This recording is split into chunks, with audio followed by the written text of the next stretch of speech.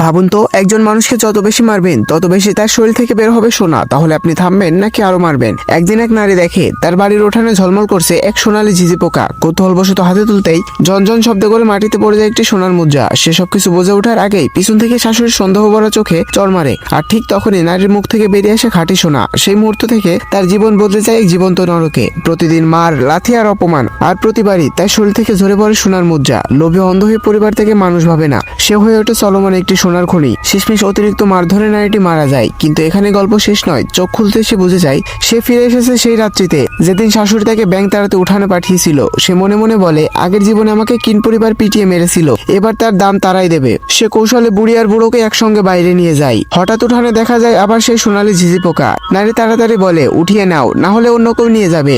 লোভে পড়ে বুড়ি বুড়ো ঝিঝি পোকা তুলে নেয়। ঘরে ফিরতেই ঝিঝি পোকার মুখ থেকে বেরিয়ে আসে সোনা, আর মুহূর্তে সেই রহস্যময় শক্তি ঢুকে পড়ে শাশুড়ির শরীরে। হঠাৎ ঝিঝি পোকা পাথরে পরিণত হয়। ঠিক তখনই এক কাপ পানি ছিটকে গিয়ে পড়ে বুড়ির গায়ে, আর সবার সামনে তার মুখ থেকে বেরিয়ে আসে সোনার মুদ্রা। ঘরে নেমে আসে ভয়ঙ্কর নীরবতা। নারী ধীরে ধীরে বলে, দেখেছেন, কষ্ট পেলে সোনা বের হয়, তার মানে যত বেশি মারবেন তত বেশি সোনা পাবেন। একথা শুনে সবাই একসঙ্গে তাকিয়ে থাকে বুড়ির দিকে। আর তারপর থেকে শুরু হয় বুড়ির উপর চরম নির্যাতন, আর বিনিময়ে তারা পেতে থাকে সোনার মুদ্রা। ভিডিওটি ভালো লাগলে একটি কমেন্ট করো।